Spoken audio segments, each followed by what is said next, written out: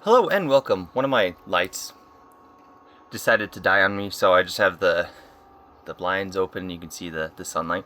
Today we're going to be talking about a figure that I was really looking forward to, and it did not let me down. Studio Series Devastation Bumblebee. Ignore my cat clawing the rug if you can hear that.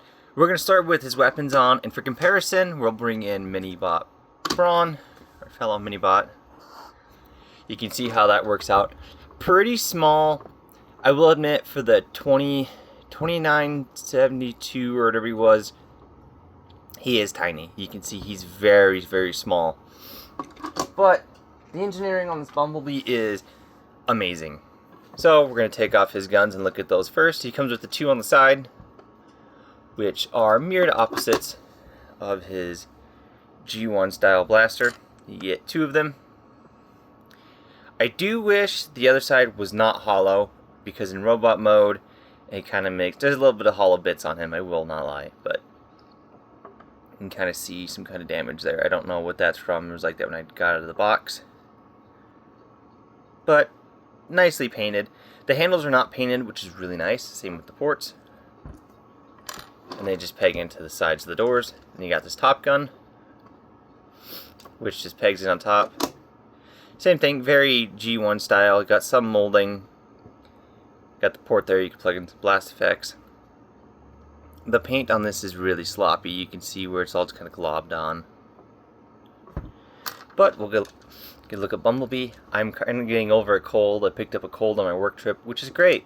Every time I go anywhere for work, I get cold. Autobot logo should be on the hood if it's supposed to be game accurate, but got cell shading. Nothing on these windows or the back window. I do wish we got the cell shading across, all the windows, but some silver there for the headlights. Got the grill painted out there in silver, taillights in red, back window. Can't really see anything underneath. And that's pretty much it for vehicle mode. It does roll okay. The wheels are this weird plastic, so more or less slides than anything. But we're getting into transformation. This figure has one step. I ended up having to buy a second one because you can see how it does. It's kind of off center. You see that gap.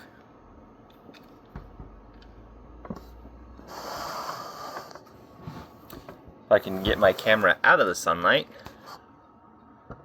but you can see that gap there. That's because there's a step where you have to take his head and click it down into place.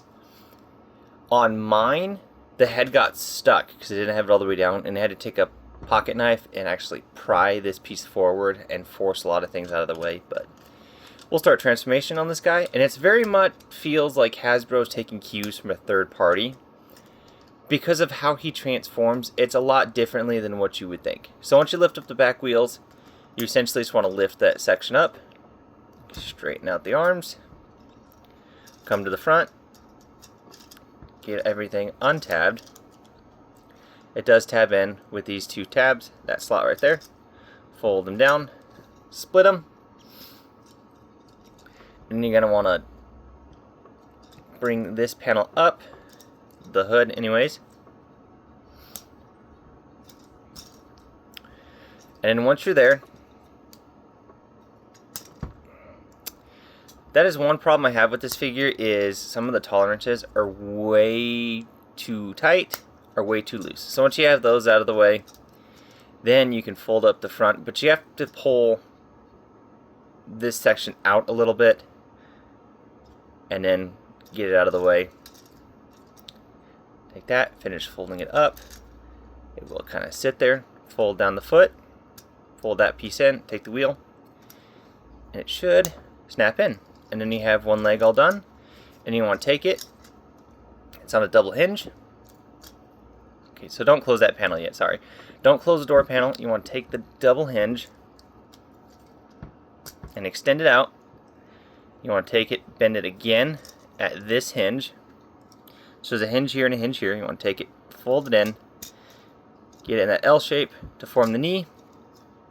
So you want the two pins facing like that, then close it up. On mine, they're super tight going into vehicle mode and going into robot mode.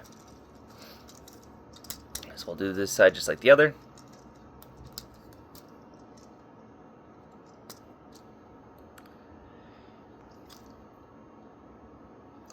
And sometimes it likes to fight me a little bit on tabbing in.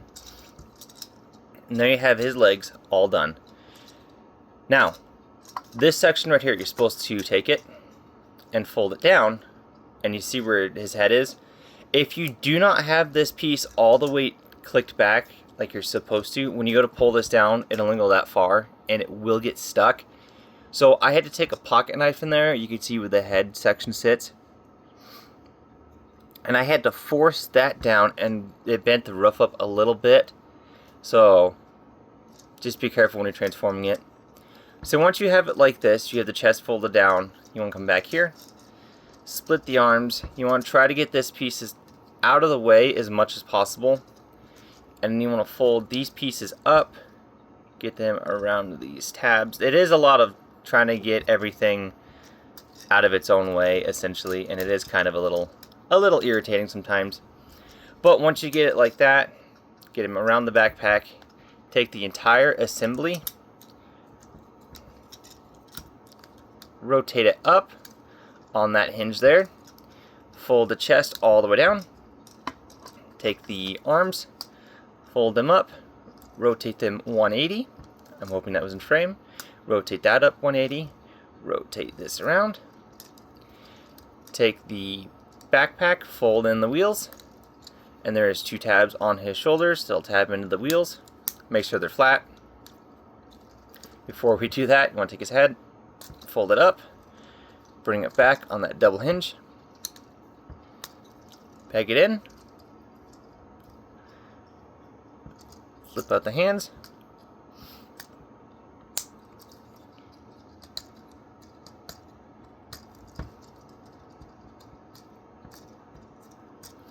they do lock in, and there you have Bumblebee. There's one step. I always just take these and fold them back. You can fold them down, but then they come into contact with the hips. I don't want to rub the red paint off, so I just leave it flipped up. And there you have Bumblebee in his robot mode, which is a nice looking robot mode. It's a very G1 style Bumblebee. Not a whole lot of paint, which it's bittersweet. I understand they're going for the game aesthetic, which the game aesthetic really didn't have a whole lot of detail, but I wish we could have maybe got some metallic for him, some more cell shading maybe on some of his body other than just the windshield. That's just me, because the Optimus had it on both his front windshields, which worked perfectly. I wish Bumblebee had it more, but we'll get in close here on the head. Very pudgy G1 face. And maybe it's just me, but it looks like his eyes are 2 different sizes. It just looks like that to me. Very kind of gappy, and like I said earlier, I wish he had panels to cover his arms, because you can get him some decent poses. Just get him in the decent pose real quick. Decent enough. Which looks great, but then you see, I mean, the back here, obviously, that's got to be hollow for transformation, but then you start to see the hollow arms, and it doesn't look good. And the feet, they tried to kind of fill them in, which I kind of enjoy that they tried. But this transforms very much like a third-party transformer. It doesn't feel like something Hasbro would do, because normally Hasbro, let's be honest, when they do Bumblebee as a Volkswagen, it's Bumblebee as a Volkswagen that we've seen in Classics was a little bit different. This feels like an updated Classics figure, but it feels like a third-party Classics figure. I mean, everything is tight. And Hasbro QC, at least for me recently, I did get a new Thundercracker, and his left elbow is just a limp noodle. I got the Legacy Blitzwing. That figure is absolute garbage. I am never reviewing Legacy Blitzwing. My figure is an absolute mess right out of the box. I hate it with a passion. I actually got a vintage G1 Blitzwing on order. Blitzwing, Wheeljack, Red Alert, and Point Blank to review instead of that figure. But that brings me back to this figure. He's going on my G1 shelf. I do have a G1 Bumblebee. but if you know anything about G1 Transformers, the scale is super, super wonky. I mean, the original Bumblebee's like that tall. So he's going to go on my G1 shelf. I forgot what I was going to say. But anyways, we'll get into detail. This is just a car mode, not a whole lot. His head has little vents, face, he's got the little detail there on his crotch. Some little detail on there. Back is just the back of the car. Now he can hold the weapons. We're going to peg this into his back. As per the instructions, it just sits on his back, it doesn't do anything. Give him his twin guns. Now, one of the issues with the guns is the peg is super short, so it can fit on the car in robot or vehicle mode. That wasn't even a frame. But he's always kind of holding it kind of angled down because the peg is so short. And the arms, the hands sit recessed a little bit. You can see that little lip. So it does sit a little recessed. But the hollow bits just bug me more than anything. Because, I mean, you can get in some decent poses. We'll get into posability here in a second. But you can get him in some pretty cool poses. But then the hollowness kind of ruins it for me. I wish they had some way to fill those panels in. I'm sure there will be an upgrade kit for him at some point. Just a hunch, because they always do that. And if they do, I'm definitely getting an upgrade kit for him. But, I mean, same with the gun on the back. The hollow pieces just kind of ruin it. But we're going to remove him for articulation. But you can see he is holding it angled down because of that little lip there. And how short the peg is. It's not so bad on this gun because this gun has a longer peg so it can peg into the roof. But remove his guns. There is no weapon storage on him in robot mode. That was another thing I was going to say, is because he only got the one peg on his back. So if you do want to store these, it's not the best, but you can store them on his heels if you want to. It's just for using the vehicle mode pegs. But articulation ways, head is on a hinge, and it's really tight on mine. So he can look up that far. You can kind of get him looking more up if you use the ball joint too, because it is on a ball joint. You can look down into his own chest. Little bit of tilting. I don't like this because that panel does not peg in and the hinge is super tight. So you get a little bit of tilting. If you use the ball joint and the hinge, you get a lot of tilt. So you can get him kind of looking whichever way you want. We'll do a full 360. Shoulders on ball joints, we've got a little over 90 down. Due to transformation, elbow will do 90 both ways. Bicep swivel will do full 360. Wrists will just move in for transformation. Waist will do a full 360 if you get everything out of the way. It'll do a full 360. Hips are universal joints. They'll go outward, forward 90, back a little under 90. Knees, he kind of has double jointed knees if you can get it to bend inward on that second hinge, but you're only going to get that much because of the kibble. Other feet, move down that far. If you pull that panel out, you get more down because of transformation. Don't move up, and that's all the pivot you get.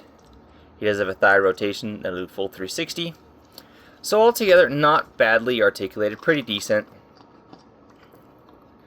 I just wish him the hollow bits. In this review, I'm sorry for the sunlight. My light died. I'm trying to keep as much light in here as possible. I really like this figure, and before I conclude this video, so I'm gonna pull that back. To get him in the vehicle mode, you want to try to get the head as flat as possible, and you can kind of see it sticking up a little bit. So you want to bend it on the hinge, and you want that as flat as possible. So when you fold up the roof, it doesn't catch. Because if it catches on his horns, you will not be able to get this off or down. So that's why mine doesn't really fit together well in vehicle mode. Is because I had to force mine back. But that's just been a quick review on this figure. Sorry for no review last week. I was kind of busy. If you can find him, I would definitely pick him up. Again, it's a little pricey for as small as he is. I really wish they would have done, I don't know, maybe just did him separately instead of a deluxe, but... And after seeing him as a deluxe, Optimus definitely should have been a Voyager. I'm sorry, that figure, I love that Optimus, but he needs to be a Voyager. I'm not going to get Wheeljack, or I might find Sideswipe if I can find him, but Wheeljack just looks awful to me, so I'm not going to get him. It's been a quick review. Thank you for watching, and I will catch you next time.